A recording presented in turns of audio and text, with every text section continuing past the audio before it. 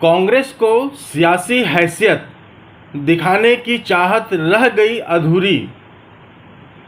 मायावती की चाल नहीं हुई कामयाब, आकाश आनंद हो गए फेल। नमस्कार, मैं सचिन खुदशा ऑनलाइन बुलेटिन के यूट्यूब चैनल पर आपका स्वागत है। चैनल पर नए हैं तो इसे लाइक और सब्सक्राइब कर लें, बेल आइकॉन भी प्रेस कर लें ताकि चैनल पर अपलोड होने वाली वीडियो के नोटिफिकेशन आपको सबसे पहले मिल सके।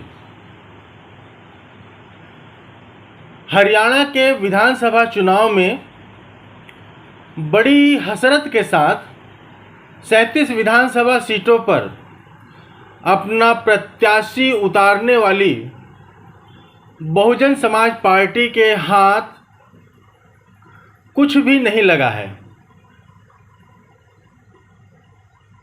ऐसा तब हुआ जब हरियाणा की 37 में से 13 सीटें ऐसी थीं जहां बहुजन समाज पार्टी का वोट बैंक 10 से 28% के करीब था। मायावती ने जातिगत गणित के आधार पर जिस चुनाव परिणाम की आस लगाई थी,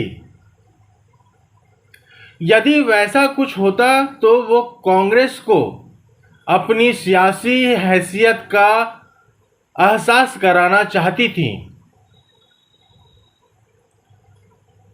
हरियाणा के विधानसभा चुनाव में बहुजन समाज पार्टी यानी बसपा का चुनाव चिन्ह हाथी 37 विधानसभा सीटों पर डगमगाकर खड़ा तो हुआ, लेकिन वो एक डग भी नहीं भर पाया।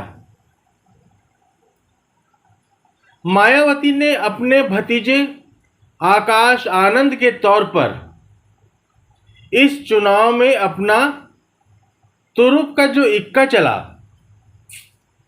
उसे भी हरियाणा की जनता ने सिरे से नकार दिया।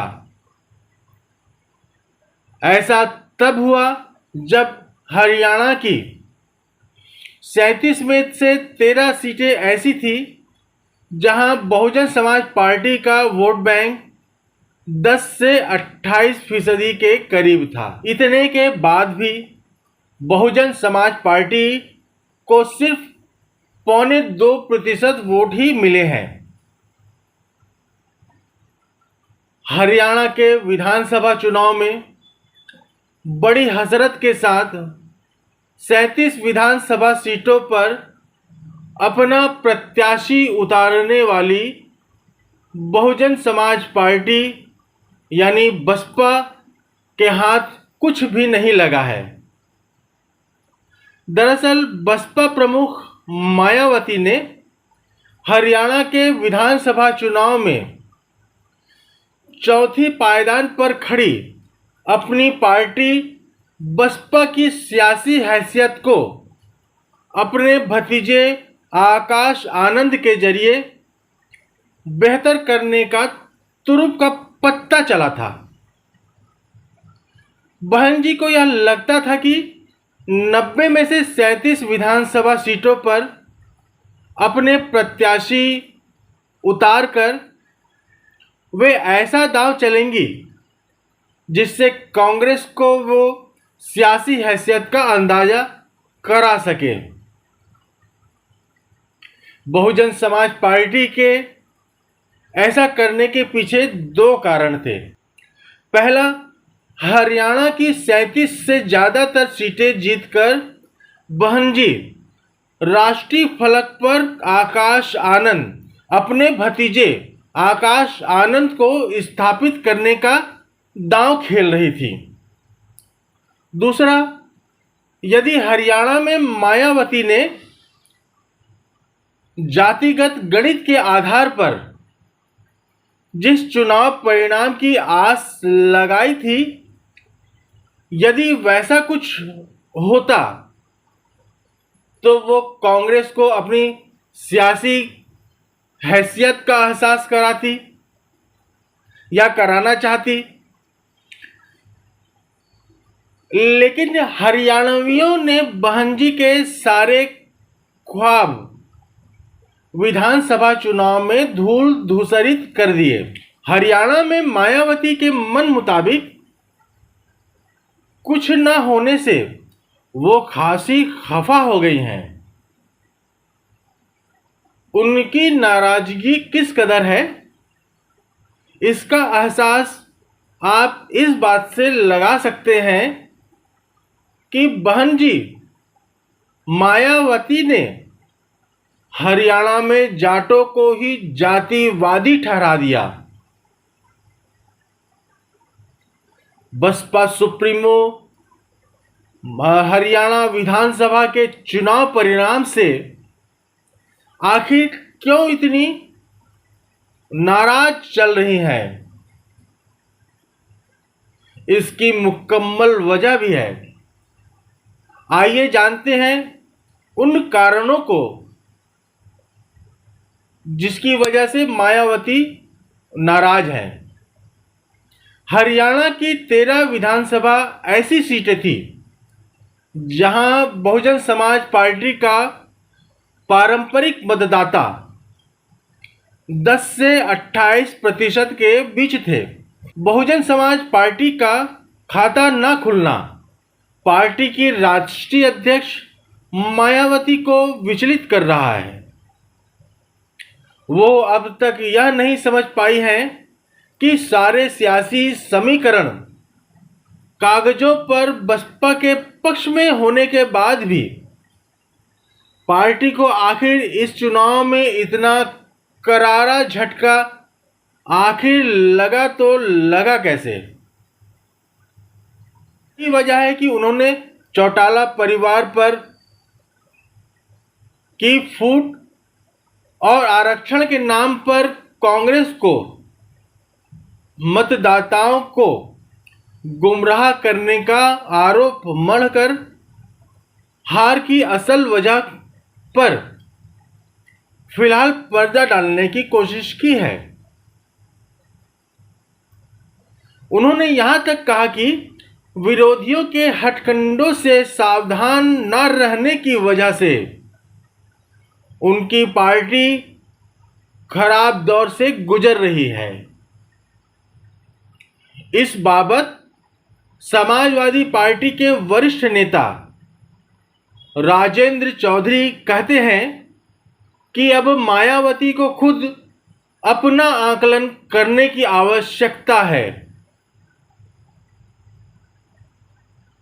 वो अपना जनाधार लगातार खोती जा रही है, लेकिन इस बात को वो स्वीकार नहीं कर पा रही हैं।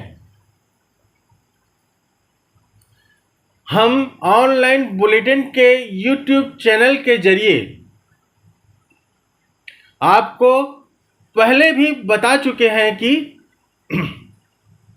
कई वर्षों तक सर्वजन हिताय सर्वजन सुखाय की बात कहने वाली उत्तर प्रदेश की 4 बार की मुख्यमंत्री मायावती का जोर अब बहुजन हिताय पर है। इन शब्दों का संदेश उनके कोर वोट बैंक यानी दलितों और पिछड़ों के लिए है, मगर अब वह फिर से रणनीति बदलती दिखाई दे रही है। सूत्रों के अनुसार बसपा प्रमुख ने पार्टी संस्थापक द्वारा स्थापित सरकारी कर्मचारियों के संगठन बाम सेफ को पुनर्गठित और सक्रिय करने का निर्णय किया है। ऐसे में नई रणनीति अपनाते हुए वह कैडर में पैठ रखने वाले आधार संगठन backward and minority communities employ federation यानी बाम सेफ को सक्रिय करने जा रही हैं। ब्राह्मण समेत अन्य समाज वर्गों के लिए भाईचारा समितियां बनाकर इस संगठन के जरिए सोशल इंजीनियरिंग संभालने की तैयारी है। उत्तर प्रदेश की राजनीति में 2014 के बाद से बहुजन समाज पार्टी लगातार ढलान पर ही है। बामसेफ के एक पदाधिकारी ने बताया कि काफी समय से बामसेफ अलग थलग था, लेकिन अब फिर हलचल है। बसपा नेतृत्व ने संवाद शुरू किया है, सामाजिक संपर्क बढ़ाने के साथ ही संदेश दिया है कि अभी बहुजन समाज पार्टी यानी बसपा को मजबूत नहीं किया गया तो फिर दोबारा खड़ा होना बहुत मुश्किल होगा। बामसेफ पदाधिकारी इसे रणनीतिक दांव मानते हैं, क्योंकि मुस्लिम के साथ ही ब्राह्मण भी जुड़ेगा, तभी बसपा मजबूत होगी।